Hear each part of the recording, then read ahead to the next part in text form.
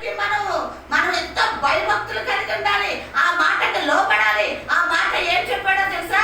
నీ వాక్యం అనే పలక మీద, నీ హృదయం అనే పలక మీద రాసుకో అన్నాడు. ఏం రాసుకోమన్నాడు? పాటలు రాసుకోమన్నాడు అండి. లేదు, ఎందుకో తెలుసా? వాక్యము యేసయ్య ఉన్నాడు. హల్లెలూయా, హల్లెలూయా. మన దగ్గరికి వచ్చింది, మానవుడిగా వచ్చాడు, మనిషి కుమారుడుగా, దావీదు కుమారుడుగా వచ్చాడు మనకు బోధించడానికి. ఇదిగో ఈ పరిశుద్ధ గ్రంథము ప్రతి ఒక్కరి చేతిలో ఉండాలి. హల్లెలూయా. అందరి చేతిలో కూడా ఏముండాలి? పరిశుద్ధ గ్రంథం అయి ఉండాలి. మంచిది ప్రియమైన దేవుని బిడ్డలారా, మరి మనతో ఎవరు మాట్లాడుతున్నారు అన్నది మరి ప్రభు నాతో మాట్లాడి నన్ను ప్రేరేపించినప్పుడు నిజమే, ప్రతిరోజు కూడా నాతో వాక్యంతో మాట్లాడుతున్నాడు. సంఘంలో వాక్యంతో మాట్లాడటానికి నన్ను సిద్ధపరిచి నిలబెట్టుకుని ఆయన మాట్లాడి బోధిస్తున్నాడు. ఎవరున్నారో తెలుసా నాలో? మీరు చూస్తుంది నన్ను. నా నోటమ్మట వచ్చేది ఎవరి మాట తెలుసా? యేసయ్య మాట. హల్లెలూయా. యేసయ్య మాట్లాడుతున్నాడు. పరిశుద్ధాత్మ దేవుడు నాలో ఉంది, ఆయన మాట్లాడుతున్నాడు. నేను కాదు ప్రియమైన దేవుని బిడ్డలారా. వాస్తవానికి నేను ఎంత ధైర్యవంతురాలు కాదు, అంత జ్ఞానం కలిగిన దాన్ని కూడా కాదు ప్రియమైన దేవుని బిడ్డలారా. నాలో శక్తివంతుడైన ప్రభు ఉండి ఆయన మాట్లాడుతున్నాడు. కాబట్టి వాక్యం ఎవరై ఉన్నారు? యేసయ్య ఉన్నాడు. అందరూ జ్ఞాపకం పెట్టుకోండి, వాక్యం ఎవరై ఉన్నారు? యేసయ్య ఉన్నాడు కదా. యేసయ్య మాటలు మనం శ్రద్ధగా వినాలి. ప్రభు నిజం చెప్తాడా, అబద్ధం చెప్తాడా? మరి వినాలా వద్దా? అది గ్రహించాలా వద్దా? దాని ప్రకారంగా జీవించాలా వద్దా? జీవించాలి. ప్రభు ఏది చెప్పాడో దాని ప్రకారంగా మనం నడుచుకోవాలి. చూడండి, ద్వితోపదేశ కాండము, పాత నిబంధన గ్రంథము, ద్వితోపదేశ కాండము 32వ అధ్యాయం, page number 174, page number 174, page number, పాత నిబంధన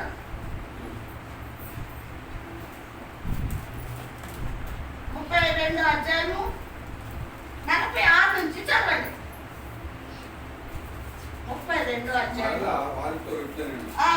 మీతో సాక్షులుగా నేను పలికిన మాటలన్నిటినీ మీ మనసులో పెట్టుకొని మీ సంతతి వారు ఈ ధర్మశాస్త్ర వాక్యములన్నిటినీ అనుసరించి. ఏమంటండి? నేను చెప్పిన మాటలు మీరు ఎక్కడ పెట్టుకోండి. ఎక్కడ పెట్టుకోవాలండి? అపవాదులకు తప్పు చెప్పాలా? నిర్లక్ష్యంగా పక్కతో మాట్లాడుకుంటూ అవతలు పెట్టేయాలి. ఆ మాటలు ఎక్కడ పెట్టుకోమన్నాడు? మన హృదయంలో పెట్టుకోండి. ఏంటి పెట్టుకోమన్నాడు? నీ మనసులో పెట్టుకో. ఏంటది? వాక్యం. ఏమన్నాడు? 47 ఏంటో మనం చదువుతున్నాం కదా. మీతో సాక్ష్యముగా నేను పలికిన మాటలన్నిటినీ కూడా నీ మనసులలో పెట్టుకొని నీ సంతతి వారిని ధర్మశాస్త్ర వారిని అనుసరించి నడుచుకొనవలెనని వారికి ఆజ్ఞాపింపవలెనని. ఎవరితో ఎవరు చెప్తున్నారు? భక్తుడైన ద్వితోపదేశ కాండము రాసిన భక్తుడు ఎవరికి చెప్తున్నాడో? ఇశ్రాయేలు ప్రజలకి చెప్తూ ఉన్నాడు. కాబట్టి ఈ మాటలు మనం హృదయంలో పెట్టుకోవాలి. సేవకులు మాట్లాడుతున్నప్పుడు సేవకుని చూడొద్దు. ఎన్నోసార్లు చెప్పాను నేను, సేవకుడిని చూడొద్దు. సేవకులో ఉన్న పరిశుద్ధాత్మ దేవుడు నాతో ఏం మాట్లాడుతున్నాడు? ప్రభు నాతో ఏం మాట్లాడుతున్నాడు? ప్రభు నేను అనుసరిస్తున్నానా? ప్రభు మాటకి లోపడుతున్నానా? ఆ మాట ప్రకారంగా జీవిస్తున్నానా అన్నదే చూడాలి. కానీ పాస్టమ్మని పాస్టర్ని ఎవరిని కూడా మనం చూడటానికి వీల్లేదు. ప్రియమైన దేవుని బిడ్డలారా, ఆ మాటలు ఎక్కడ పెట్టుకోవాలంట? హృదయములో. ఎక్కడ పెట్టుకోవాలండి? హృదయములో పెట్టుకోమంటున్నాడు. చిన్న ప్రార్థన చేసుకుని మరి వాక్యంలోకి వెళ్ళిపోదాం, ధ్యానించుకుందాం కొన్ని నిమిషాలు. దయగల తండ్రి, ప్రేమ గల యేసయ్య, పరిశుద్ధుడా, పరమ తండ్రి, గొప్ప దేవుడా, మీ స్తోత్రం నాయన.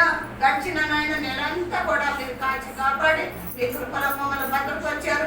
ఇదిగో ప్రభా, ఈ దినము సంఘ బిడ్డలందరినీ కూడా నడిపించారు నాయన. మీ స్తోత్రం యేసయ్య, మీ స్తోత్రం.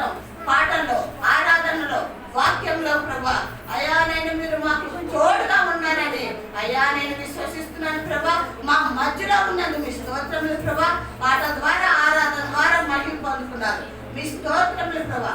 మా హృదయాలు తెరవబడి ప్రభా, మా హృదయాలు తెరవబడి ప్రభా. మీరు చెప్పారు ఈ వాక్యమును మీ హృదయంలో పెట్టుకోమన్నారు. మీ నాయన మీ వాక్యము మా హృదయంలో పెట్టుకున్నటకు మీ కృప దయచేసి బలహీనురాలైన నన్ను జ్ఞాపకం చేసుకో ప్రభా. మీ శిలువ చాటున నన్ను దాచి ఉంచి మీరే మాట్లాడమని యేసయ్య నామములో ప్రార్థించి అడిగి వేడుకుంటున్నాను తండ్రి. ఆమేన్. హల్లెలూయా, హల్లెలూయా. దయచేసి కింద చూడటం, బైబిల్ చూడటము అది చేయదు, అది అస్సలు చేయదు. మీరు ముఖాలు ఎత్తాలి, నన్నే చూడాలి. ఎందుకు నన్ను చూడాలి చెప్పండి? నన్ను చూస్తేనే ప్రభు ఏం మాట్లాడుతున్నాడో మీకు అర్థమవుతుంది. కానీ మీరు తలను వంచుకుంటే మీకేమీ అర్థం కాదు. తలను వంచుకున్న వాళ్ళు ఏం చేస్తారు? ఏదో ఆలోచిస్తారు. అవునా కాదండి? ఏదో ఆలోచిస్తారు. ఏదో ఆలోచించి దేవుని వాక్యము వింటం మానేస్తారు. అందుకు దయచేసి కావాలంటే రిఫరెన్స్ నేను మళ్ళీ మంటే ఇస్తా, అక్కడ టిక్ పెట్టుకోండి, నన్నే చూడండి. ఇక్కడ ప్రేమైన దేవుని బిడ్డరా, ఇక రెండోది మనం చూసుకుంటే ఏప్రిల్కి రాసిన పత్రిక 4వ అధ్యాయము 12వ వచనం. సమయం చాలా అయిపోయింది కాబట్టి మరి నేను త్వరగా ముందుకు పరిగెడుతున్నాను. 4వ అధ్యాయము 12వ వచనం చదవండి. ఎందుకనగా దేవుని వాక్యం సజీవమై బలం గలదై రెండంచులు గల ఎటువంటి ఖడ్గం కంటేను వాడిగా ఉండి ప్రాణాత్మలను కీళ్లను మూలుగను విభజించినంత మట్టుకు దూరస్సు హృదయము యొక్క తలంపులను ఆలోచనలను శోధించుచున్నది మరియు ఆయన దృష్టికి కనబడిన చాలండి. ప్రియమైన దేవుని బిడ్డలారా, వాక్యం ఏం చెప్తుంది మనకి? ఏం చెప్తుందండి? ఏమన్నాడు అక్కడ ఆయన? ఎందుకు అనగా దేవుని వాక్యము సజీవమై ఏమంట? దేవుని వాక్యం ఏంటంట? సజీవమైనది. హల్లెలూయా. దేవుని వాక్యము సజీవమైనది. ఎందుకో తెలుసా? ఎవరు ఇందాకే చెప్పాను, వాక్యం ఎవరని చెప్పాను? యేసయ్య అని చెప్పాను. యేసయ్య మృతుడా సజీవుడా? ఎలా సజీవుడు? మరణించి 3వ దినమున చావునే చంపి బయటకు వచ్చిన గొప్ప దేవుడు అయి ఉన్నాడు. హల్లెలూయా. చావుని చంపాడు, ఆయన బయటికి వచ్చాడు. సిలువను జయించాడు, లోకాన్ని జయించాడు, అపవాదులను తల చిత కొట్టాడు, ఆయన సజీవుడు అయ్యాడు. హల్లెలూయా. వాక్యం ఏమైందంటండి? సజీవమైనది. అవునా కదా? సజీవమైన వాక్యాన్ని జాగ్రత్తగా వినాలి. ప్రభు మాట్లాడుతున్నాడు, పాస్టమ్మ కాదు. మీకు ఎన్నోసార్లు చెప్పాను నేను, సన్నిధిలో చాలా చాలా క్రమము, మర్యాద, దేవుడి భయము కలిగి మనము మన ఆత్మలో ఆనందంతో సంతోషముతో కూర్చుని వినాలి. పిల్లలు చూసుకుంటాము, పక్కోతో మాట్లాడుకుంటాము. పెద్ద పెద్ద సంఘాలు జరిగేది ఇదేనండి. పాస్టర్ గారు ఎక్కడో ఉంటారు, ఆయన వెనకాల కూర్చున్న వాళ్ళు మీటింగ్ పెడతారు. వదిన గొలుసు కొత్తగా ఉంది, ఎక్కడ చేయించే వదిన? అది పట్టు చీర కొత్తగా, ఎక్కడ కొన్నావు వదిన? భయం లేక దేవుని సన్నిధిలోనే ఉంటున్నాము, కానీ మన ఆశలు, కోరికలు, చూపులన్నీ కూడా లోక సంబంధమై ఉంటున్నాయి. ఎందుకు చెప్తున్నానంటే నేను తీరుగా ఆ పెద్ద సంఘాల్లో ఎలా ఉంటారో నేను చూశాను కాబట్టి, నాకు తెలుసు కాబట్టి ఈ మాట నేను చెప్పగలుగుతున్నాను. అది వాక్యం అసలు ఎందరండి, వాక్యం అసలు ఎందరు. ఎవరన్నా అడిగారనుకోండి, చర్చికి వెళ్ళావు కదా అక్క, ఏం చెప్పారు పాస్టర్ గారు అంటే, అయ్యో మంచి వాక్యం చెప్పారు, చాలా బాగుంది. అది ఏంటది? ఆ మంచి వాక్యం చెప్పాడు. అసలు ఆ వింటే కదా చెప్పటాడు. ప్రియమైన దేవుని బిడ్డరా, మనకి చిన్న మందిరమే ఇచ్చాడు, చిన్న మేడ గదే ఇచ్చాడు కదా. ఇప్పుడు నా మాటలు మీకు బాగా వినపడుతున్నాయి కదా. ఏమన్నా అడగాలన్నాడు, మీరు అడుగుతున్నారు, నన్ను ప్రశ్నిస్తున్నారు. అమ్మ ఇదేంటి అదేంటి అది అలా అయిందని. అదే పెద్ద సంఘాలు అనుకోండి, పాస్టర్ గారి దగ్గరికి వెళ్ళగలుగుతామా మనం? వెళ్ళలేము. ఆయన ఎక్కడో ఉన్నారు, మనకు కలుస్తారో కలవరో ఆయన అని వెనక నుంచి వెళ్ళిపోతాం. ప్రియమైన దేవుని బిడ్డలారా, వాక్యము సజీవమైనది అని ప్రభు ఇక్కడ తేటగా మరొకసారి మనకు తెలియజేస్తున్నారు. ఈ రోజు ఏ దినం ఉంది? పునరుద్ధాన దినము. పునరుద్ధానం అంటే ఏంటి? ప్రభు తిరిగి లేచాడు కదా. సజీవం అంటే ఏంటి? సజీవం అంటే ఏంటి? ఇప్పుడు చెప్పాడు కదా, వాక్యము సజీవమైనది అన్నాడు కదా. సజీవం అంటే ఏంటి? ఆయన మరణాన్ని జయించి లేచాడు కాబట్టి ఆయన సజీవుడు. ప్రియమైన దేవుని బిడ్డలారా, మనము అంచె దినాల్లో ఉన్నాం. ప్రభు ఎప్పుడు వస్తాడో మనకు తెలియదు. ఏ జామున వస్తాడో తెలియదు, ఏ గడియలో వస్తాడో తెలియదు. సిద్ధపడ్డావా? మారు మనసు పొందావా? పాపం విడిచిపెట్టావా? లోకమును విడిచిపెట్టావా? ఆశలు కోరికలు విడిచిపెట్టావా అని ప్రభు అడుగుతున్నాడు ఈ రోజున. నన్ను, నిన్ను, మనందరినీ కూడా ప్రభు అడుగుతున్నాడు. ప్రేమైన దేవుని బిడ్డలారా, ఏదో వస్తున్నాం, వెళ్ళిపోతున్నాం, కనపడ్డాం, లేకపోతే రేపు పొద్దుట వచ్చేవారు పాస్టర్ అడుగుతుంది, పాస్టర్ ఇంటికే వచ్చేస్తాడు, వెళ్ళేసి వద్దాము. కాదు. నీ హృదయాన్ని ఏం చేయమన్నాడు? నీ వాక్యము నీ హృదయంలో పెట్టుకోమని దాన్ని చదివేమన్నాడు. వాక్యం ఎక్కడ పెట్టుకోవాలి? హృదయం. ఆయన ఎవరు అని మనం చదువుకున్నప్పుడు ఆయన సజీవుడు. కంటిన్యూ చేయండి. కనుక దేవుని వాక్యం సజీవము గలదై రెండంచుల గల ఎటువంటి ఖడ్గము కట్టెను వాడిగా ఉండి. ఏంటి వాక్యం ఎలా ఉందంట? రెండు అంచుల వాడి గల ఖడ్గముగా ఉన్నది. వాడి గల ఖడ్గముగా ఉన్నది. ఏంటది? వాక్యము. వాక్యము. ప్రేమన దేవుని బిడ్డరా, ఇదిగో మన ఇంట్లో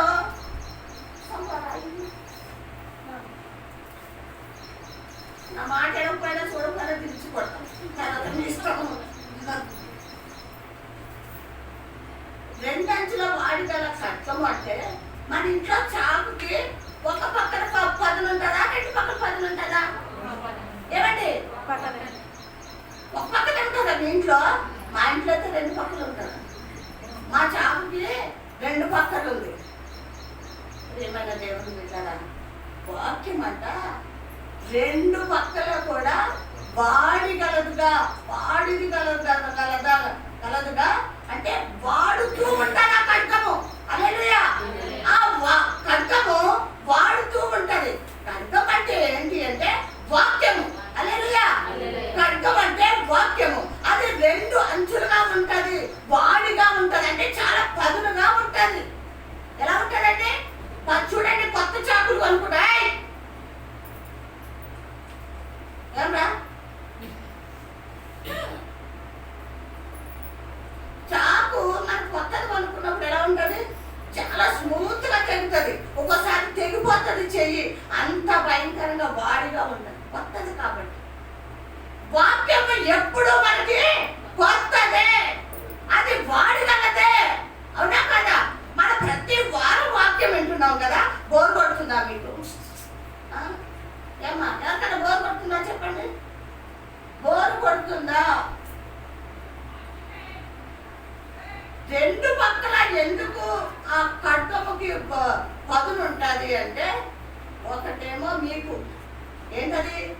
పదును కలిగిన వాక్యము. రెండోది ఎవరికి? నాకండి. మన జీవితాలు సరిలేకపోతే, మన బ్రతుకులు సరిలేకపోతే, మనం మార్పు చెందకపోతే, దేవుడిని మోసం చేయడానికి సంఘంలోకి వస్తే, పాపముతో వస్తే, ఈ ఖడ్గం ఏం చేస్తుందో తెలుసా? చూసారా మీరు? ఊర్లో మనము నారు కోస్తాం కదా. నారు ఎంత మంది కోస్తారు చెప్పండి? పడవలతోటి నారు ఎంతమంది కోస్తారు? ఓకే, నేను కూడా కోసాను. అది ఎలా ఉంటుందండి? నాటికి కోసే సమయానికి ఏం చేస్తాం? కొడవలు పదును పెట్టించుకుంటారు కదా. ఎందుకు? కోతకాలం వచ్చింది, కోతకి వెళ్ళాలి, అది బాగా తెగితేనే పొనలు టకా పోసేయచ్చు. అలాగే మన జీవితాలు కూడా ఇది వాడిగల ఖడ్గముగా ఉంటుంది వాక్యము. ఈ వాక్యము ఎక్కడ దాచుకోమంటున్నాడో తెలుసా? హృదయంలో. సజీవమైనది వాక్యము, ఖడ్గముగా ఉన్నది కాబట్టి జాగ్రత్త.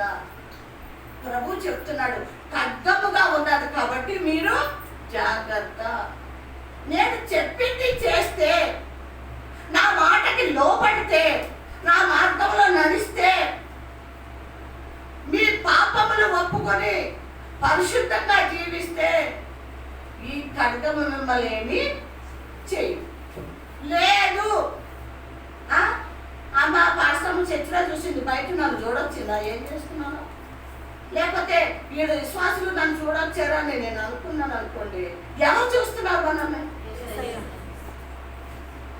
ఈ ఖడ్గము నుంచి ఎవరు కూడా తప్పించుకోలేరు. హల్లెలూయా. ఎవ్వరు కూడా తప్పించుకోలేరు. అందుకే మనం నూతన పరచబడాలి, మన జీవితాలు మారాలి, మన బ్రతుకులు మారాలి, ప్రభువుకి సమీపంగా ఉండాలి. హల్లెలూయా. లోకమును విడిపించడానికి రక్తం ఎందుకు చిందించాడు ఆయన? ఎందుకు కార్చాడు రక్తం? ఎందుకు శరీరాన్ని ఆయన దుండబడ్డది రక్తం ఎందుకు కారేది? ఈ రోజున ఇక్కడ ఏముందండి? ఆయన శరీరం ఉంది, రొట్టెగా ఇచ్చాడు, ఆయన కాల్చిన రక్తం ఉంది. ఎవరిచ్చారు ఇది? నువ్విస్తావా? ఎవ్వరు కూడా ఇవ్వరు. ఇచ్చినా అది పనికి రాదు. మనలో పాపం ఉంది, మనలో శాపం ఉంది. అది పరిశుద్ధమైన రక్తం. హల్లెలూయా. ఎవరు విశ్వసిస్తున్నారు? ఎంతమంది విశ్వసిస్తున్నారు? ఇది పరిశుద్ధ రక్తము.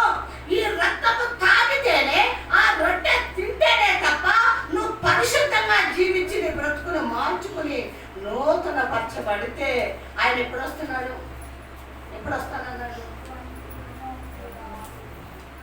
త్వరగా వస్తున్నాడు. ఆయన రాకడలో ఈ భయంకరమైన లోకంలో ఉన్నాం. రోజు చూస్తున్నారా యూట్యూబ్లో ఏమేమి జరుగుతున్నాయో? తెలుసు కదండి. ఎక్కడ చూసినా మరణాలు. ఎందుకురా మరణాలు అంటే, ఈ ఆడదానికి మొగుడు ఉండగా కూడా వాడు వేరే పక్కోడు కావాలి. ఆ పక్కోడితో ఎంజాయ్ చేయాలంటే మొగుడు అడ్డం వస్తున్నాడు, మొగుడిని చంపేయాలి. ఇదే ఇదే ఇదే ఇదే మొగుడిని చంపేయాలి ఏదో రకంగా. ఆ పుడిని పెట్టి చంపించేది. నిన్న చూశాను నేను యూట్యూబ్లో. మొగుడు అన్నాడట, ఎవరితో పక్కదాంతో పరిచయం ఉంటే మంచిగా చెప్పాడంట, వాడితో మాట్లాడుకు. ఎవరు చెప్తాడండి ఆ మాట? ఏ మొగుడు అన్న చెప్తాడా? వాడితో మాట్లాడుకు, జాగ్రత్తగా ఉండదు. బిడ్డ నాకు అట్లా చెప్తావా నువ్వు అని ఏం చేసిందంట, వాడితో కుంభక్కయ్యి వాడితో మాట్లాడుకొని వీడిని చంపేస్తే నా ఎంజాయ్మెంట్కి ప్రాబ్లమే ఉండదు, హాయిగా ఎంజాయ్ చేస్తాం. అది మూర్ఖురాలు కాకపోతే వాడిని చంపితే నేను జైల్లో రానే? దుర్మార్గురాలా వేస్తారా ఇలా జైల్లో? ఇది చంపాలని ఆలోచించిందే కానీ నేను కట్టకట్టాలని కలిగి వేస్తానని ఆలోచించలేదు. వాడిని పైన ఆడి మీద కూర్చుని ఫుల్గా తాగిపించేసి పీకు నొక్కేసి చంపి. ఇలాగ చెప్పుకుంటూ పోతే మనకి ఈ రోజు వాక్యం చెప్పుకునే టైం ఉంది. పిల్లల్ని ఎంజాయ్మెంట్కి పిల్లలు అడ్డమన్నారట, పిల్లల్ని చంపేస్తుంది. భర్త భార్యని చంపేస్తుంటే భార్య భర్తని చంపేస్తున్నారు. ఎందుకు? పక్కింటి కోసం. ఎంత భయంకరమైన రోజుల్లో మనం ఉన్నాం బిడ్డలారా. ఎంత భయంకరమైన. ఒక 2-3 సంవత్సరాల క్రితం ఇవన్నీ విన్నావా మనం? లేదు. ఇప్పుడు వింటున్నాము అంటే అపవాదిగాడు మన మధ్యలో భయంకరంగా పనిచేస్తున్నాడు. దుష్టుడు భయంకరంగా, అబద్ధ క్రీస్తు అన్నవాడు భయంకరంగా పనిచేస్తున్నాడు. ఎవరు దొరుకుతారా? ఎవడు ఏ బలహీనతతో ఉన్నాడు? ఏ స్త్రీ బలహీనతో ఉంది? ఆశతో ఉందా? కోరికలతో ఉందా? పురుషుడు కావాలనుకుంటుందా? ఏ ఆశతో ఉంది? ఏ పురుషుడు ఏ ఆశతో ఉన్నాడు వాళ్ళలో ప్రవేశిస్తున్నాడు, వాళ్ళని పాపానికి ప్రేరేపిస్తున్నాడు, తర్వాత వాళ్ళని తీసుకుని వెళ్ళిపోతున్నాడు. ప్రియమైన దేవుని బిడ్డలారా, అందుకే ప్రభు మనకి ఏం చెప్పాడు? వాక్యాన్ని హృదయంలో పెట్టుకోండి. వాక్యము ఏమన్నాడు? జీవం గలది, సత్యమైనది వాక్యం. ఈ వాక్యము మన హృదయంలో ఉందనుకోండి, బైబిల్ ఉన్న వాళ్ళు ఏం చేస్తామంటే ఈ వాక్యము మనల్ని ప్రేరేపిస్తుంటది, గద్దిస్తూ ఉంటది. తప్పు చేయొద్దు, వాడెక్క చూడకు, వెళ్ళకు. వాక్యము సరిచేస్తుంది, వాక్యము సరిచేస్తుంది. నీ వాక్యమే నన్ను బ్రతికించెను, బాధలలో నెమ్మదినిచ్చెను. కృపాశక్తి దయాశక్తి సంపూర్ణుడా, వాక్యమై ఉన్న యేసు వందనమయ్యా. కృపాశక్తి దయాశక్తి సంపూర్ణుడా, వాక్యమై ఉన్న యేసు వందనమయ్యా. ఆయనే వాక్యముగా ఈ లోకానికి రాకపోతే మనం అందరం కూడా ఎప్పుడో ఆ నరకములో, ఆ చీకటిలో పతనం అయిపోయేవాళ్ళం. బిడ్డరా, పతనం అయిపోయేవాడు. చదవండి, కొంచెం కొంచెం కిందకి వెళ్ళండి.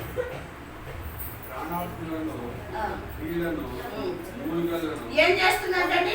ప్రాణము, ఆత్మను, కీళ్ళను, మూలుగులు అంటే ఎక్కడున్నాయి అవి చెప్పండి. ఎక్కడున్నాయి? మన దేహంలో ఏమున్నాయి?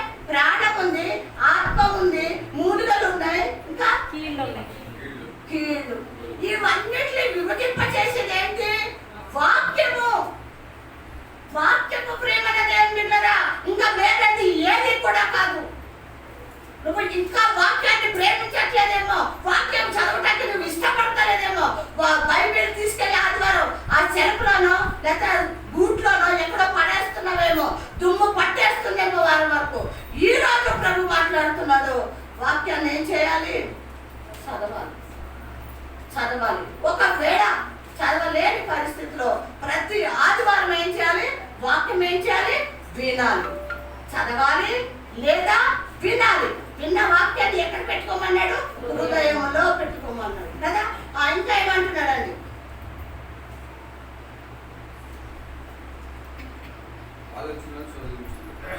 మరియు ఆయన దృష్టికి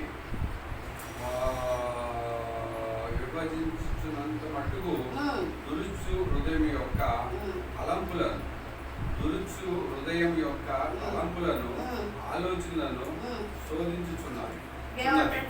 ఏం తలంపులంట? దురుచు హృదయం. దురుచు అంటే దుష్టుడ తలంపులు ఎక్కడికి వస్తున్నాయి? మీలోకి, మీ హృదయంలోకి ఏం చేస్తున్నాయని? ఆలోచనలు నీలోకి వస్తున్నాయి, శోధిస్తున్నాయి. ఎవరు శోధిస్తున్నారు? అపవాదిగాడు నిన్ను శోధిస్తున్నాడు. కాబట్టి నువ్వు ఏం చెయ్యి?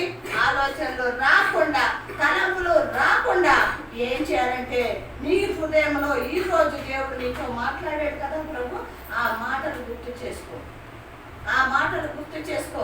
ప్రభు నన్ను పాపం చేయొద్దన్నాడు, పాపం చేస్తే నరకానికి పోతావన్నాడు, జయించమన్నాడు.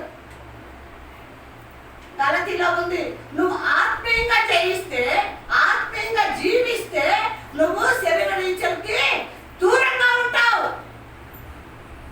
పాపము నిన్ను శోధిస్తుంది, పాపము నిన్ను వెంటాడుతుంది. అయితే నువ్వు ఎలా ఉండాలి అంటే ఆత్మీయంగా జీవించాలి. ఎలా జీవించాలండి? ఆత్మీయంగా నువ్వు ఉన్నావనుకో, ఆత్మదేవుడు ఏం చేస్తాడంటే నిన్ను పాపం చేయకుండా నిన్ను తప్పిస్తాడు, విడిపిస్తాడు, గద్దిస్తాడు. హల్లెలూయా. ఆ ప్రేమతో భయం వేస్తాడు, భయము వేస్తాము. వద్దు, నేను పాపం చేస్తే మళ్ళీ ప్రభు నన్ను క్షమిస్తాడో లేదో, నరకానికి పోవాల్సి వస్తుంది అని మనం సరి చేసుకుంటాం ప్రేమైన దేవుడు. కాబట్టి ప్రేమైన దేవుని బిడ్డరా, వాక్యమే ఎవరై ఉన్నారు? యేసయ్య అయి ఉన్నాడు. యేసయ్యే వాక్యం అయి ఉన్నాడు. వాక్యం ఎక్కడి నుంచి వచ్చిందంట? పరమ నుంచి వచ్చింది కదా. ఇప్పుడు అన్ని రిఫరెన్స్లు చెప్పడానికి మనకు టైం లేదు. యోహాను సువార్తలో ఉన్నాయి ఆ మాటలు. ఆయన ఎలా వచ్చాడంట? వాక్యమై వచ్చాడంట, జీవ ఆహారంగా వచ్చాడంట. ఏ ఆహారం అంట? జీవాహారం. ఇక మూడోది చూడండి, లూకాసు వార్త 8వ అధ్యాయము 21 వచ్చింది. లూకాసు వార్త 8వ అధ్యాయము 21. దేవుని వాక్యం విని దాని ప్రకారం జరిగించు మీరు నా తల్లి నా సహోదరులని వాక్యం చెప్పారు. చాలండి. దేవుని వాక్యం విని దాని ప్రకారం జరిగించు వీరే దేవుని వాక్యము విన్న మీరు ఈ రోజు కృపా ప్రార్థన మందిరంలో కూర్చున్న విశ్వాసులందరూ కూడా వినలారా, ఇప్పుడు మీరు వింటుంది ఏంటి? దేవుని వాక్యము విన్న మీరు ఏం చేయమన్నాడు? దాని ప్రకారము జరిగించువాడే నా తల్లి నా సహోదరు.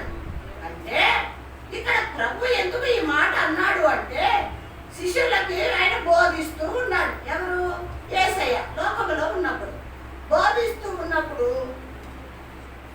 మరియమ్మ తల్లి ఆ కుమారుడైన యోహాను గారు ఇద్దరు కూడా వాళ్ళ అమ్మని చూడటానికి వచ్చారు. సారీ, వాళ్ళ సహోదరుని చూడటానికి వచ్చారు. సహోదరుడు ఎవరు? యేసయ్య. ఎవరు సహోదరుడు? యోహాను సహోదరుడు, మరియమ్మ కొడుకు. కాబట్టి చూసొద్దాం నాయన ఒకసారి రా వెళ్దామని ఇద్దరు కూడా వచ్చారు. వచ్చేటప్పటికి యేసయ్య ఏం చేస్తున్నాడు? ఇలాగే బిజీగా ఉన్నాడు. శిష్యులందరినీ పెట్టుకొని వాళ్ళకి బోధిస్తూ ఉన్నాడు. ఇంట్లోకి వెళ్తా కూడా దారి లేదు, జనము. లోపలికి అడుగు పెడతా కూడా దారి లేదు, అంతగానం జనం ఉన్నారు.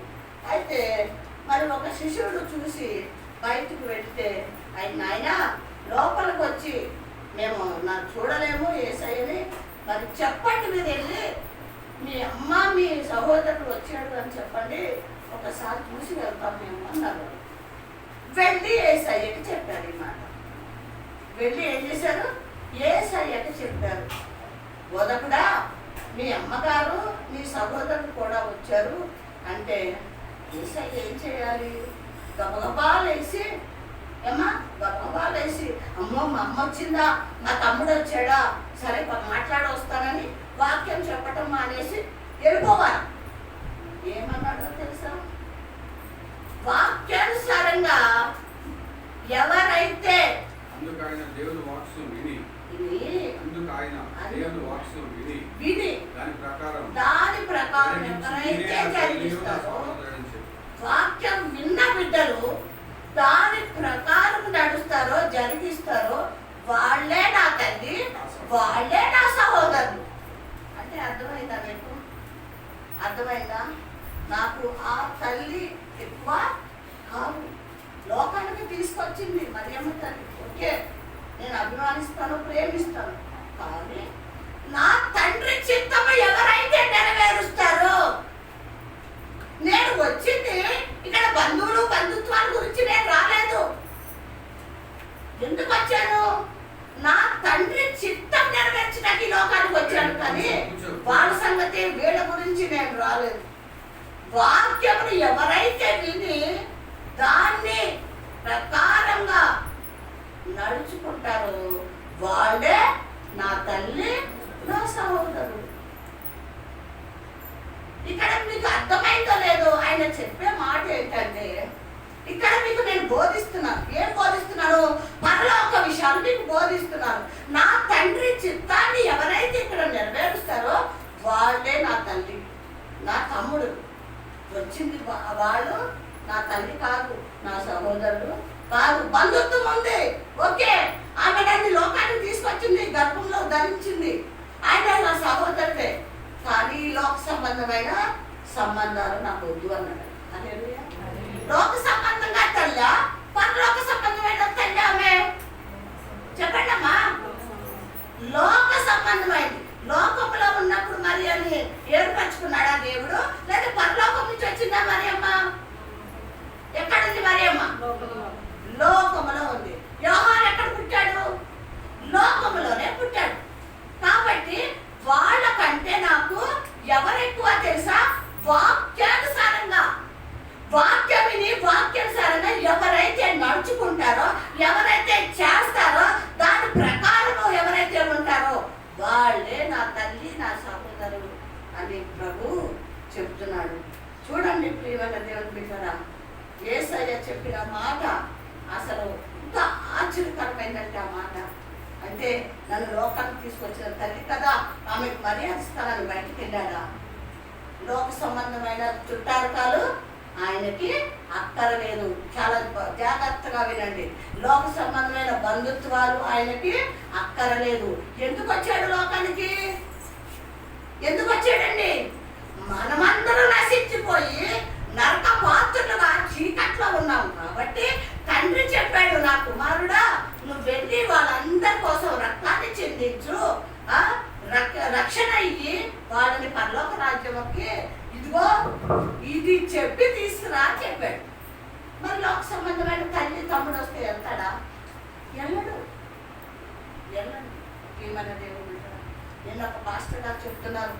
ఏమని చెప్తున్నారు తెలుసా? ఒక బ్రదర్ వచ్చి ఆయన అడుగుతున్నాడు, అయ్యా డిబిటో ఏదో జరుగుతుంది అక్కడ, ఆయన ప్రశ్న ఇస్తున్నాడు, అయ్యా మరి ఆదివారాలు పెళ్ళిళ్ళకి దావతలకి వెళ్ళొచ్చా అని అడిగాడు పాస్టర్ గారిని. ఎవరు? మనం చనిపోయారు ఎవరైనా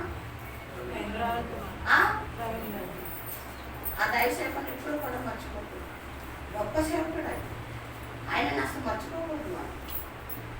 ఆయనను అడుగుతున్నాడు ఇంకొక బ్రదరు. ఆయన నవ్వి అన్నాడు, బ్రదర్ వెళ్ళొచ్చా వెళ్ళకూడదు అంటే అవసరాన్ని బట్టి వెళ్ళొచ్చు, అవసరం లేని దాని గురించి వెళ్ళకూడదు. ఇప్పుడు మనం నువ్వు వెళ్ళకపోయినా పెళ్ళి ఆగదు, లేకపోతే శారీ ఫంక్షన్ ఆగదు, చిన్న చిన్న దాంట్లో పుట్టినరోజులు అవి ఆగవు, అవి కంటిన్యూ చేసుకుంటారు, వాళ్ళు అది చేసేసుకుంటారు. కానీ నువ్వు వ్యర్థమైన లోకంలో పెళ్లి గురించి నువ్వు వెళ్ళక్కర్లేదు. సజీవుడైన దేవుడిని నువ్వు ఆరాధించాలి. ఈ రోజు కోసం ప్రభు ఎదురు చూస్తున్నాడు.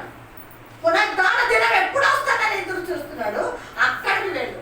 ఇంకొకటి, ఎప్పుడు వెళ్ళాలి అంటే పిల్లలు సంవత్సరం అంతా చదువుతున్నారు, డిగ్రీ పిల్లలు, ఇంటర్ పిల్లలు, 10th క్లాస్ పిల్లలు, సండే వాడికి ఎగ్జామ్ పెడతారు. సండే కంపల్సరీ వెళ్ళి రాయాలి. కాబట్టి వీళ్ళు దేవుడి మీద ఆధారపడి ప్రార్థన పూర్వకంగా తల్లిదండ్రులు బిడ్డల్ని పంపించి దేవుడిని తలుచుకొని మీరు విశ్వాసంతో ఎగ్జామ్ రాసి రండి, మీరు పాస్ అవుతారు. దానికోసం పిల్లల్ని పంపించండి అని ఆ సేవకుడు చెప్పినప్పుడు నాకు చాలా సంతోషం వచ్చింది. నిజమే కదా, పెద్దమైన వాటికి వెళ్ళి దేవునికి దగ్గర దూరం అయిపోతున్నాం, సన్నిధికి దగ్గర దూరం అయిపోతున్నాం కదా. ఆ రోజు ఏ వాక్యము సేవకులు చెప్పారో అది వినకుండా నేను దూరం అయిపోతున్నానే మనం పాడతాం కదా, అయ్యా నీ ఇంటికి నేను దూరం అయిపోయాను. ఎందుకు? డబ్బును స్నేహితుని బట్టి దూరం అయిపోయాడు. లోక సంపాదన గురించి లోకం దూరం అయిపోయాడు. మనం ఇప్పుడు అదే చేస్తున్నాం. మనకి ధనం కావాలి, దూరం అయిపోతున్నాం. లోకం కావాలి, లోక మర్యాదలు కావాలి, దూరం అయిపోతున్నాం దేవునికి. ప్రియమైన దేవుని విధారా, ప్రభు ఈ రోజు మనతో మాట్లాడుతున్నాడు కాబట్టి దేవుని మాటలు మనం జాగ్రత్తగా వినాలి. ఇంకేమన్నాడండి?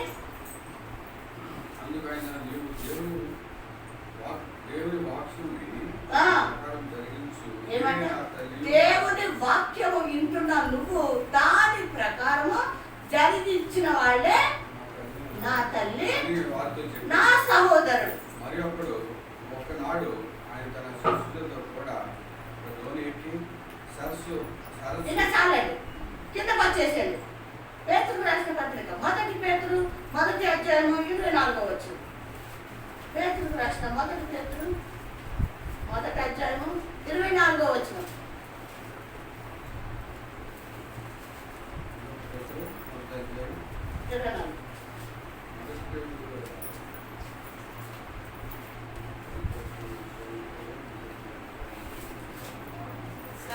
సర్వ శరీరంలో గడ్డిని పోలిన వారు. ఏమంటే చాలు చాలు చాలు. ఏమంటే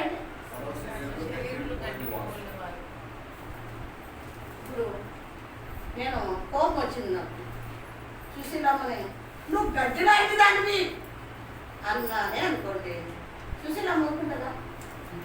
ఏమండి ఊరుకుంటుందా? నేను ఆమెని ఏమి పొగడలేదు, తిట్టాను నేను. ఏమని? గడ్డి అని. గడ్డికి విలువ ఉందా లోకంలో? గడ్డిని మనం నెత్తి మీద పెట్టుకుంటామా, లేకపోతే బెడ్ మీద పెట్టుకుంటామా? ఎక్కడ ఉంటుంది గడ్డి? చెప్పండి అమ్మా, గడ్డి ఎక్కడ ఉంటుంది? మన పాదాల కింద ఉంటుంది గడ్డి. గడ్డి మీద నడుస్తావా, లేకపోతే పరుపు మీద నడుస్తున్నావా నువ్వు రోజు? లేకపోతే గడ్డి బాబు తెచ్చుకుని మంచం మీద వేసుకుంటున్నామా? గడ్డి మీద మన పాదాలు నడుస్తూ ఉన్నారు.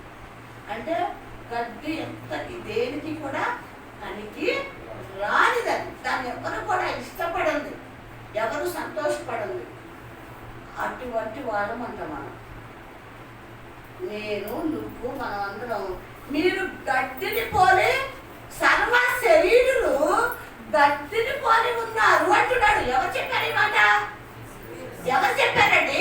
మనల్ని ఎంతగానో ప్రేమించిన యేసయ్య, మన కోసము ప్రాణం పెట్టిన యేసయ్య, రక్తాన్ని చెందించిన యేసయ్య, ఇదిగో ఈ రోజు కోసం ఆహారం ఇచ్చిన యేసయ్య ఏమంటున్నాడు? సర్వ శరీరులు గడ్డిని పోలి మీరు ఉన్నారు.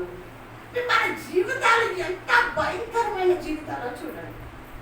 మనము ఈ జీవితాన్ని, ఈ శరీరాన్ని ఎంతగా ప్రేమిస్తామంటే గర్విస్తాం.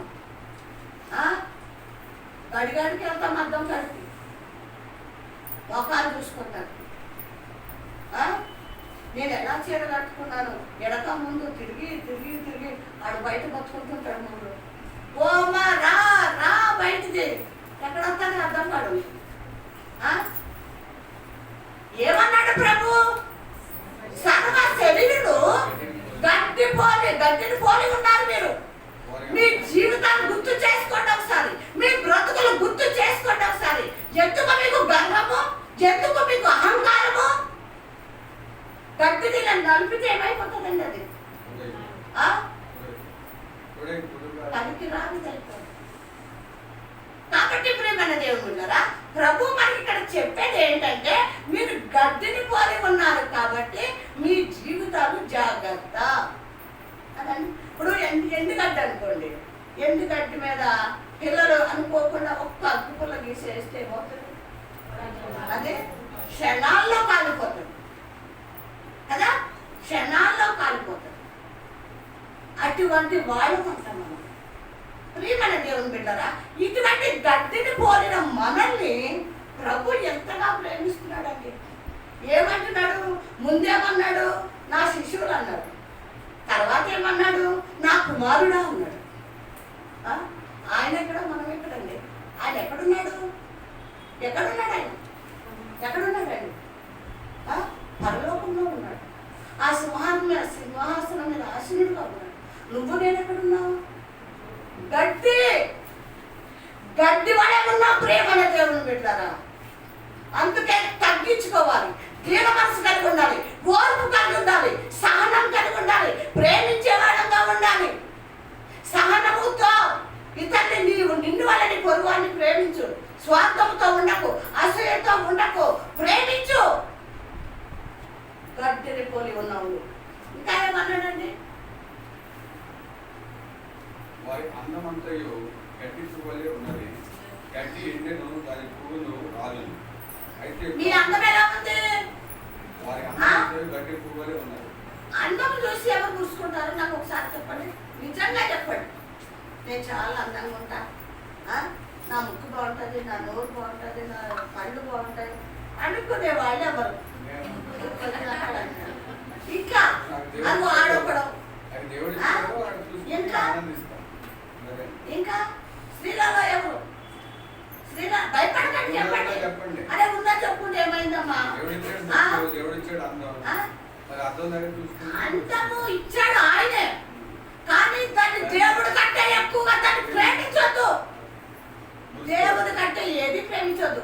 నీ భర్తను ప్రేమించొద్దు, నీ బిడ్డను ప్రేమించొద్దు, నీ పొరుగు వాళ్ళని కూడా ఎక్కువ ప్రేమించొద్దు. ఎప్పుడు ప్రేమించు? ప్రభు తర్వాతే నీ బిడ్డలైనా, నీ భర్త అయినా, నీ బంధువులైనా. అర్థమైందండి? నువ్వుగా ప్రేమించుకోవాలన్నా దేవుడి తర్వాతే. నువ్వు బట్టలు వేసుకున్నావు, సరే మంచిది, మంచి కాస్ట్ చీర కట్టుకున్నావు, అందంగా తయారయ్యావు, చూసుకుంటున్నా తప్పులేదు, నేను తప్పు అంటలేదు. కానీ దేవుడికి ఇచ్చే సమయము మనుషులకి ఇవ్వద్దు అంటున్నా. దేని పోల్చాడు? అందుకు అన్నాడు ఆ మాట ఆయన. మీరు గడ్డి వంటి వాడు, మీ అందము పువ్వు లాంటిది. ఆ పువ్వు ఏమైపోతుంది? వాడిపోతుంది. సాయంత్రానికి చూడండి మల్లెపూలు పూస్తాయి, చాలా అందంగా ఉంటాయి, మంచి స్మెల్ వస్తుంటుంది.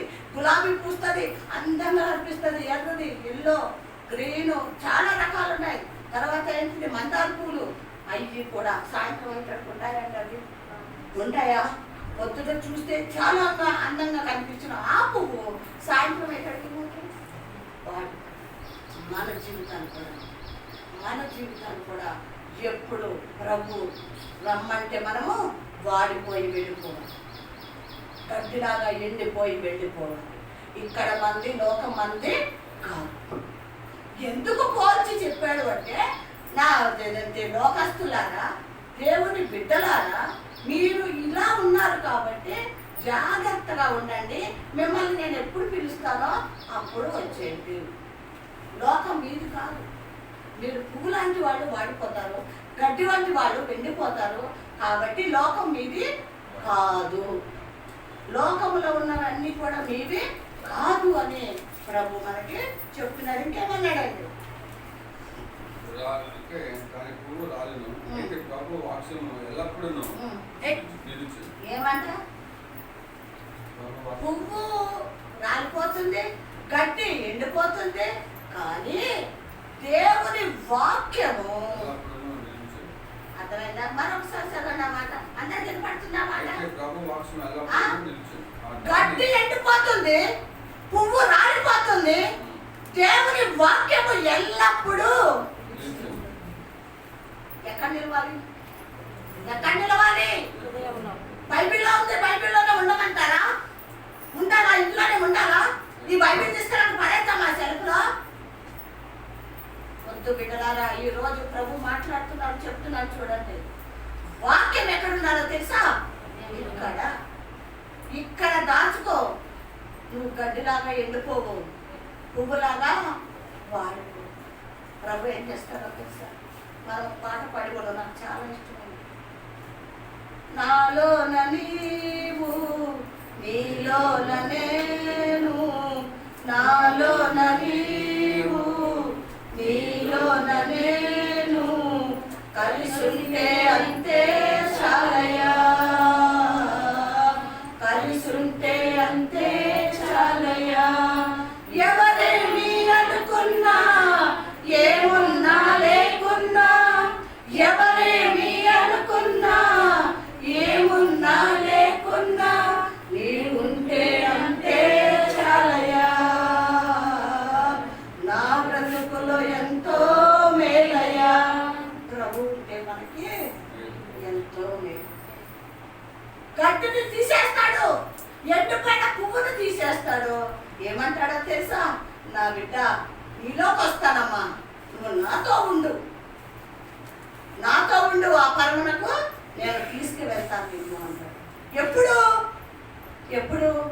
వాక్యాన్ని హృదయంలో దాచుకొని వాక్యానుసారంగా మన జీవితాలు మార్చుకున్నప్పుడు ఏమన్నాడు? సహోదరుడా అన్నాడు, నా కుమారుడా అంటాడు. అర్థమైందండి? చూడండి, 4 యాకోబు పత్రిక, యాకోబు చూద్దాం.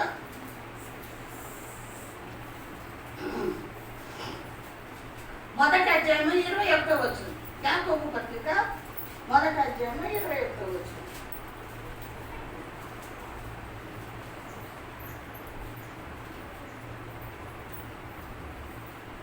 అందుచేత సమస్త కల్మషమును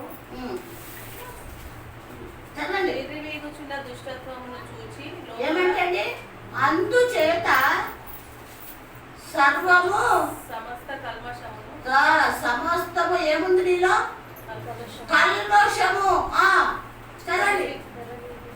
ఏం చేయాలి? కల్మషాన్ని దుష్టత్వమును మాని ఏం చేయాలంట? నీలో ఉన్న దుష్టత్వమును మాని.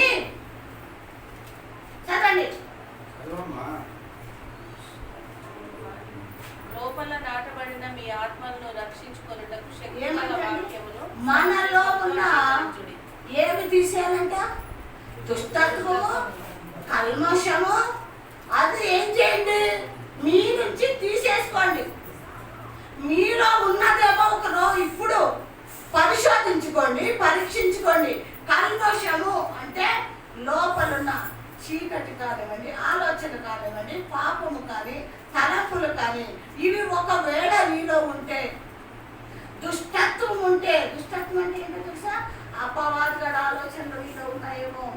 లోకంలో అది సంపాదించుకుంటా, ఇది సంపాదించుకుంటా, ఇదిగో ఇందాక ఒక సిస్టర్ ఏదో అన్నది, బయటికి వెళ్ళాలి, బయటికి వెళ్ళాలి, సమయం సరిపోవట్లేదు, త్వరగా బయటికి వెళ్ళాలి.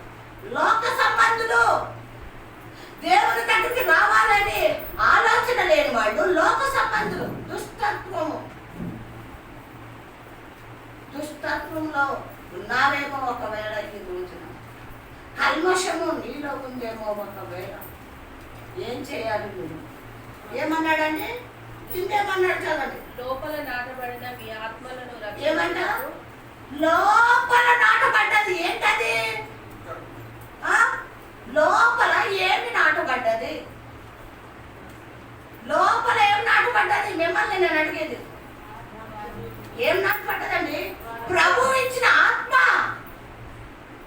ఆత్మ బయట లేదు, లోపల నాటబడ్డ నీ ఆత్మను ఏం చేయాలంట? శక్తి గల వాక్యము. లోపల నాటబడ్డ నీ ఆత్మీయతను ఏం చెయ్యి?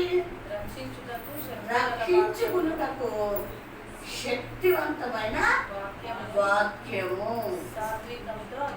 ఏమంట? శక్తివంతమైన వాక్యమును సాత్వికముతో అంగీకరించు. అంగీకరిస్తారా వాక్యాన్ని? దేనితోటంట? సాత్వికముతో. లోపల నాటబడ్డది ఏంటండి?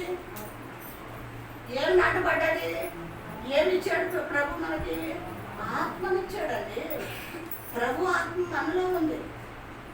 ప్రభు ఆత్మ మనలో ఉంది. ఆత్మను మనం జాగ్రత్తగా కాపాడుకున్నట్టు దుష్టత్వం తీసేసుకోవాలి, దుష్టత్వం నుంచి విడుదల పొందుకోవాలి, బయటకు తీసేయాలి. బయటకి ఆ పాపములు మనము తీసివేసేవారుగా ఉంటే ఆత్మ వలన ఏం చేయాలి? దీర్ఘశాంతముతో, సాత్వికముతో, దయాళత్వంతో వాక్యాన్ని ఏం చేయాలి?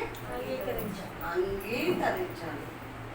వాక్యము నా ప్రభు, వాక్యము నా ప్రభు, నా ప్రభుని నా హృదయంలో పెట్టుకుంటాను, నా హృదయంలో రాచుకుంటాను పలక మీద అని అంగీకరించే వారంగా మనం ఉండాలి. ప్రియమైన దేవుడా, వాక్యం ఏం చేస్తుందో తెలుసా? ఎందుకు చెప్పాను కదా, అర్థమని, దుస్తత్వమని, ఇంకా వేరే ఉన్న చీకటి పాపాలు ఏం చేస్తుందంటే ఇది నరుక్కుంటా పోతుంది. ఏంటిది? రెండంచుల కడుపు నరుక్కుంటా పోతుంది, నీలోంచి తీసేస్తుంది. ఎప్పుడు? నీలో ఉన్న దుష్టత్వం బట్టి. నాలో పాపం ఉంది, అపవాదగాడు నన్ను శోధిస్తున్నాడు, పాపం చేయమంటున్నాడు, వెళ్ళమంటున్నాడు, తిట్టమంటున్నాడు, పాపాన్ని చూడమంటున్నాడు. ఏం చేయాలి ప్రభువా? దుష్టత్వం నాలో ఉంది, అపవాదగాడు నన్ను శోధిస్తున్నాడు, నన్ను వాడి నుంచి తప్పించవా ప్రభు అని ప్రభు సన్నిధిలో ప్రార్థన చేయాలి. తప్పించేది ఎవరు? విడిపించేది ఎవరు? యేసయ్య. కాబట్టి ప్రార్థన చేసే దాన్ని మనము చాలా చాలా వాక్యమును హృదయంలో మనము దాచుకొని వారుగా ఉండాలని ప్రభు చెప్తున్నాడు. ఇంకొకటి చదవండి, కీర్తన గ్రంథం 119, కీర్తనలు 119, 9వ వచనం.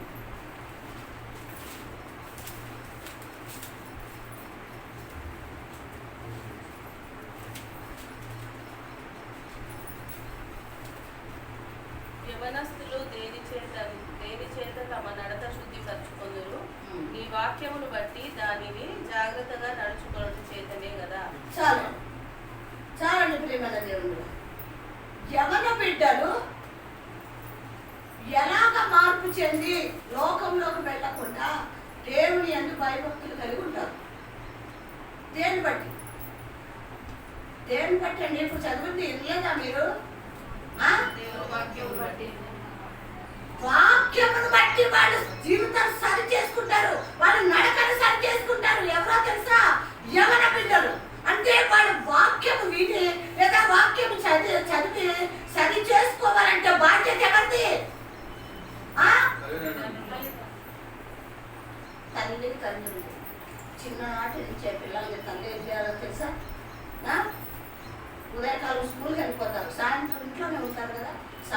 పడుకునేటప్పుడు కూర్చోబెట్టి బైబిల్ దగ్గర పెట్టి ఈ వాక్యాన్ని రే నువ్వు 5th క్లాసా 6th క్లాసా 7th క్లాసా 10th క్లాసా రే చదువురా ఇది వాడికి ఇవ్వాలి లేదా అమ్మాయికి ఇవ్వాలి చదువుతారా దేన్ని బట్టి సరి చేసుకోవాలని చెప్పాడు అక్కడ వాక్యాన్ని బట్టి సరి చేసుకుంటారు ఎవరి బిడ్డలను అది చదివించి వాళ్ళతో ప్రార్థన చేయించి ఇదిగో నువ్వు ఇలాగా నువ్వు నడుచుకోవాలమ్మా అని బిడ్డల్ని ఈ బోధలో నడిపించాలి. ఏ బోధలో?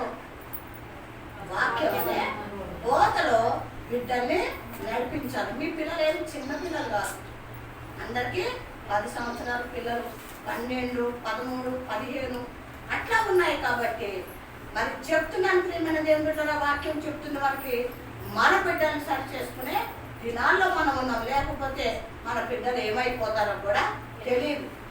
చెప్తున్నాను బిడ్డలారా, జాగ్రత్త. మీ బిడ్డలు వాక్యంతో పెంచండి, వాక్యంతో పెంచండి. ఇంకో 2 అడిగింది అదే 19, 50 నుంచి చదవండి. 50 నుంచి చదవండి. అదే 19, 50 నుంచి చదవండి. ఏమంటే వాక్యము ఎవరి బిడ్డల్ని సరి చేస్తుంది, శుద్ధి చేస్తుంది, నడిపిస్తుంది. ఇక్కడ ఏమన్నాడు? నీ వాక్యము నన్ను బ్రతికిస్తుంది. హల్లెలూయా. వాక్యము మన అందరినీ బ్రతికిస్తుంది కదా. మనకి కోట్లున్నా బ్రతకమండి, కోట్లున్నా మనం బ్రతకం. ఏదో రోగం వస్తుంది, చచ్చిపోతాం. ఆ డబ్బు పట్టుకెళ్ళి డాక్టర్కి ఇచ్చినా నేనేం చేయలేను సారీ అంటాడు. ₹1,00,00,000 మనం చూసాం. ఎప్పుడు అప్పుడు కరోనా వచ్చినప్పుడు సంచులు కొద్ది డబ్బు తీసుకెళ్ళి అయ్యా నా భర్తను బతికించు, నా భార్యను బతికించు, నా బిడ్డను బతికించు, ఇదిగో డబ్బు. రోడ్ల మీద పోసారంట సంచులతో డబ్బు. ఎవరు బ్రతకలేదు. అర్థమవుతుందా ప్రేమను దేవుని? సరే నీకు ఒక 10 కిలోలు బంగారం ఉంది, 10 కిలోలు వెండి ఉంది, అది పట్టుకెళ్ళి అయ్యా ఇదిగో ఇది తీసుకో, నా భార్యను బ్రతికించు. ఏమంటాడు డాక్టర్? బంగారం తింటాడా, వెండి తింటాడా? దేవుడు ఆయుష్ ఇస్తేనే కదా బతుకుతుంది. దేవుడు ఆయుష్ ఇస్తేనే కదా బతుకుతుంది. వెండి బ్రతికించదు మనల్ని, బంగారము బ్రతికించదు. వెండి కంటే బంగారము కంటే వాక్యము కోర తగినది. హల్లెలూయా. కాబట్టి ప్రేమైన దేవుని ఇక్కడ వాక్యం చెప్తుంది, వాక్యం ఏం చేస్తుందంటే మనల్ని బ్రతికిస్తుంది. కాబట్టి ప్రేమైన దేవుని పిల్లరా, ఈ రోజు ప్రభు అమూల్యమైన మాటలతో మనతో మాట్లాడాడు. కాబట్టి ఈ మాటలు మన హృదయంలో భద్రపరుచుకుని ఆ ప్రకారం మనం నడుతాం, మన బిడ్డలు కూడా నడిపిద్దాం. వాక్యం దేవుడు దీవించి ఆశీర్వదించాడు.